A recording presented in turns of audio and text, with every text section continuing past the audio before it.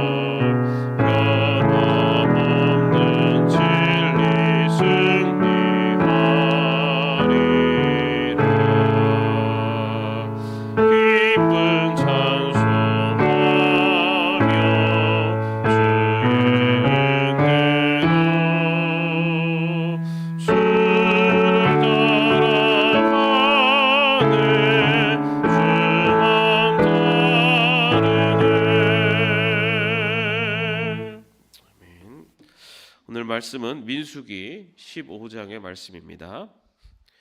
민수기 15장 22절에서 26절까지의 말씀입니다. 민수기 15장 22절에서 26절까지의 말씀을 같이 합독하겠습니다.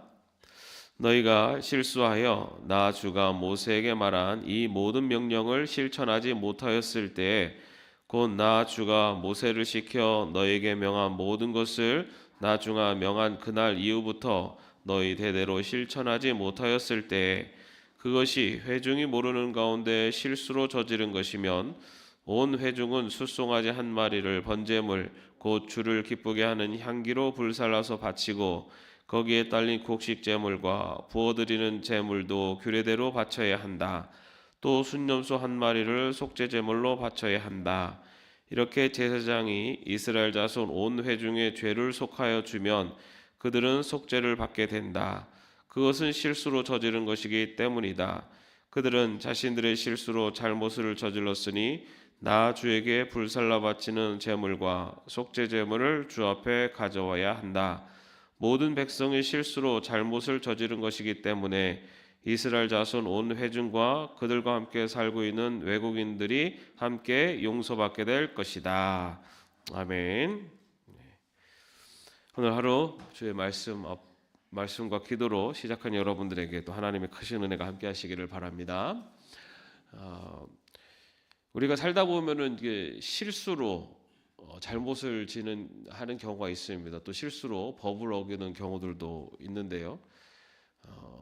제가 처음 미국에 가서 이제 운전면허를 따고 그다음에 이제 차를 준비해가지고 우리 가족들을 데리고 그 아는 목사님이 저녁 식사 초대를 해주셨어요. 그래서 처음으로 이제 운전해가지고 모르는 그 좀 시골인데요. 거기를 이렇게 찾아갔습니다. 그래서 저녁 식사를 하고서 이제 집으로 귀가를 하는데 미국은 시골에 우리나라처럼 이렇게 밝지 않습니다. 가로등이 이렇게 동네에 좀 있다가 저 길로 나가면은 거의 깜깜합니다. 그래서 이제 천천히 이제 가고 있는데 뒤에서 뭐가 반짝반짝반짝 하는 거예요. 그래서 속으로 야, 이 미국이란 나라는 너무 저렇게 이 밤에 요란스럽게 저렇게 불빛을 내면서 가는 차도 있네. 그러면서 막 갔어요, 그냥. 그래갖고 너무 뒤에서 반짝거려서 운전하기가 좀 불편하더라고요. 그래서 제가 그냥 그럼 좀 천천히 가야겠다. 그럼 먼저 지나가게. 그래서 천천히 갔는데 그 차도 천천히 오는 거예요. 제 뒤를 자꾸만 쫓아오는 거예요. 그래서 이게 뭐지? 그리고서는 그럼 한번 서봐야겠다. 딱 섰어요. 섰더니 그 차도 쓰는 거예요. 그리고 이거 뭐지? 그래 봤더 이렇게 생각하니까 딱 이거 경찰이네? 생각이 딱 드는 거예요. 그래가지고 그때부터 심장이 뛰기 시작합니다. 왜냐하면 미국 경찰은 막 총이 있어가지고 하여튼 잘못하면은 총에 맞는데요. 그래가지고 그때 생각난 게 손은 두 손은 핸들을 꼭 잡고 있어야 되고 창문 열어올 때 열어야 되고 절대 막 손을 아무데나 막 놓으면 안 되고 막 별 생각이 다 드는 거예요. 그러더니 조금 있다가 진짜 경찰이 오더라고요. 와가지고서 떡떡 쳐요. 그래서 창문을 딱 내려고 했더니 미국에 처음 가서 뭐 영어가 잘 되겠습니까? 잘 안 되는데 막 얘기를 하는데 얘기인즉슨 속도를 어겼다는 거예요.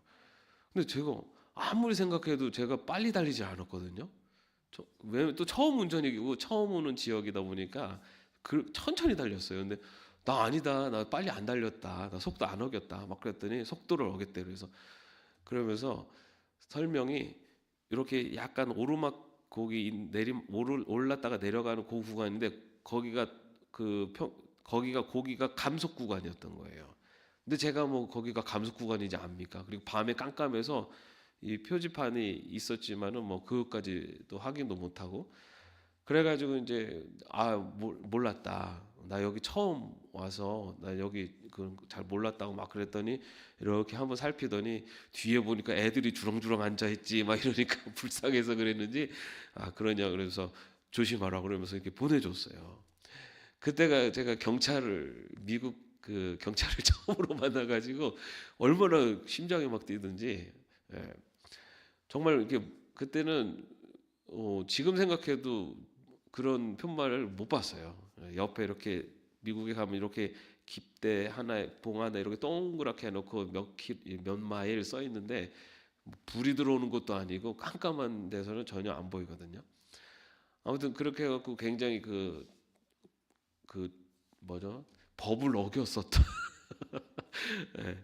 그런데 모르고 법을 어겼었던 그런 경험이 있었습니다.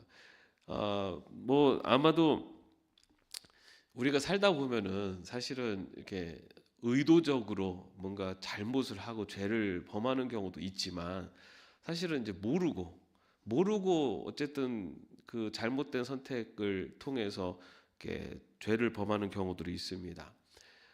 그런 경우에는 어떻게 해야 되는가? 라는 것을 설명한 하나님께서 이스라엘 백성에게 알려주시는 그 율법이 오늘 우리가 읽은 말씀입니다. 22절에 보면은 너희가 실수하여라고 그렇게 시작하고 있잖아요. 그리고 24절에도 보면은 회중이 모르는 가운데 실수로 저지른 것이면이라고 그렇게 시작을 합니다. 의도치 않았지만은 몰라서 또는 잘못된 선택으로 인해서 결과적으로 하나님의 법을 어겼을 경우에는 어떻게 해야 되는가? 사실은 여기에서 자유로운 사람이 많지 않을 것 같아요.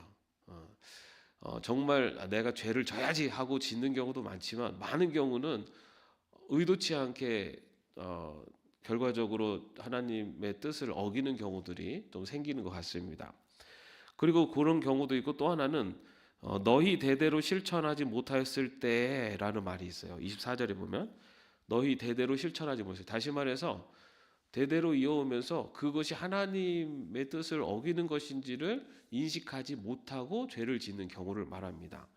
그러니까 이것은 어떻게 보면 관행처럼 여겨져 왔던 것, 잘못된 것인데도 많은 사람들이 다 그렇게 하기 때문에 그냥 그렇게 해도 되나 보다 하고 그냥 해왔었던 것, 이런 것들을 말합니다. 우리가 살면서도 사실은 많은 것을 이렇게 선택하고 행할 때 다른 사람들도 다 하는데 이러면서 조금 이거 별로 올바른 건 아니지만 그래도 다른 사람들도 다 하는데라고 하면서 이렇게 그런 잘못된 선택을 할 때가 있지 않습니까? 이제 그런 경우를 말합니다. 그래서 실수를 하거나 또는 다른 사람들이 다 하는가, 관행적으로 사회에서 다 그렇게 하니까 그렇게 하면서 결과적으로 하나님의 법을, 하나님의 뜻을 어기는 일을 했을 경우에 그때 어떻게 해야 되는가라는 것을 하는데요.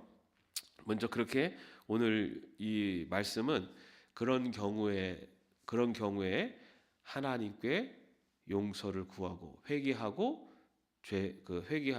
하나님께 회개의 제사를 드려라라고 나온 겁니다.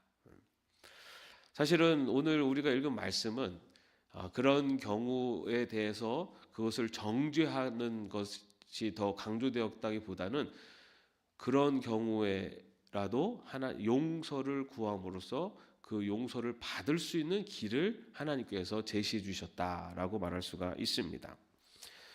우리들도 살아가다 보면은 실수로 또는 무의식적으로 잘못을 저지를 경우가 종종 있지 않습니까? 우리의 말이나 행동 또는 우리의 생각에서 하나님이 기뻐하지 않으실 생각을 할 때도 있고 하나님 기뻐하지 않으실 그런 말을 툭툭 뱉을 때도 있고 또 행동을 할 때도 있고 또는 무의식적으로 또 그렇게 행하는 경우도 있고 또 하나님의 뜻을 제대로 알지 못해서 그런 경우들도 있습니다. 그럴 때 하나님께서 용서를 해주시는 그런 길을 열어주셨는데 그 방법이 24절과 25절에 기록되어 있습니다.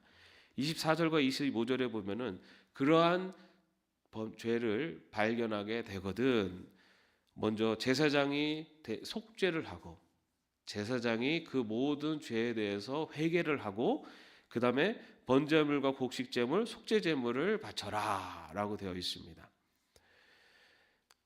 하나님께서는 그런 실수로 인한 범죄, 죄를 지은 것에 대해서도 용서의 길을 열어주셨는데 그 용서의 길은 바로 그 죄를 대신 죄를 고하는 속죄를 하는 제사장 그리고 그거에 따르는 제물들을 바쳐서 제사를 드려라. 그러면 하나님께서 너희들의 그런 실수로 저지른 죄, 또 무의식적으로 저지른 죄, 아니면 관행처럼 저질렀던 죄도 용서해 주시겠다라고 그렇게 말씀하시는 것입니다.